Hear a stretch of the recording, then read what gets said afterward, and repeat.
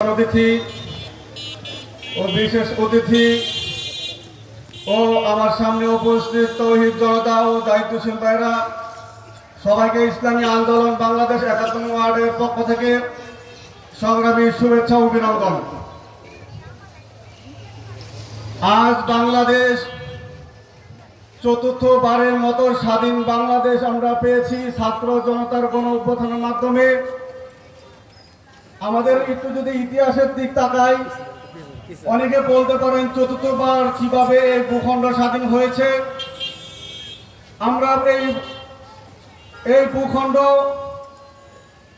আমাদের ইংরেজদের শাসন ২০০ বছর শাসনের পর আমাদের একটা দাবি ছিল যে ন্যায় বিচার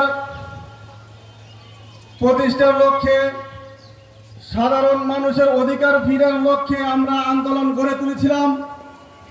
সেই ভূখণ্ডের মধ্যে আমরা ইংরেজদের হাত থেকে আমরা এই ভূখণ্ডকে স্বাধীন করেছিলাম। এই জাতি তখনও শান্তির মুখ দেখে নাই।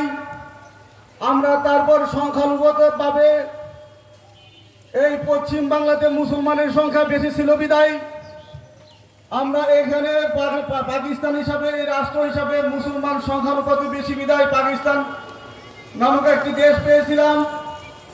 ওইখানে আমরা দেখতে পেয়েছি বারবার সব সময় মুসলমান নির্যাতিত হয়েছে, উলামায়ে কেরাম নির্যাতিত হয়েছে।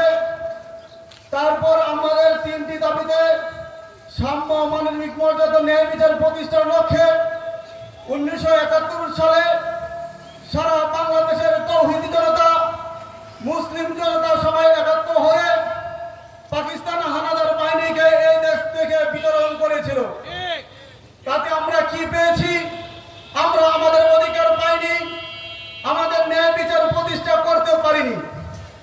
তারপর দেখেছি আগামী 5ই আগস্ট চতুর্থবারের মতো ছাত্র জনতার অভ্যুত্থানের মাধ্যমে আমরা আবার একটি নতুন দেশ স্বাধীন করেছি।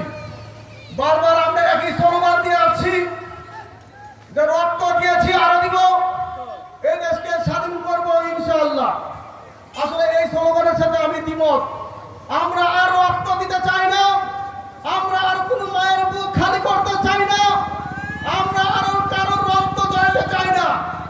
এখন সময় এসেছে আমাদের অধিকার প্রতিষ্ঠা করা।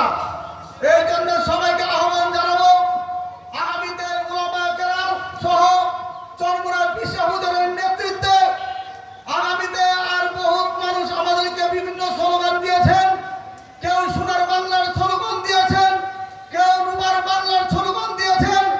আগামীতে এই পাইতারা আগামীতে বাংলাদেশে হবে না, আগামীতে হবে ইসলামী বাংলা।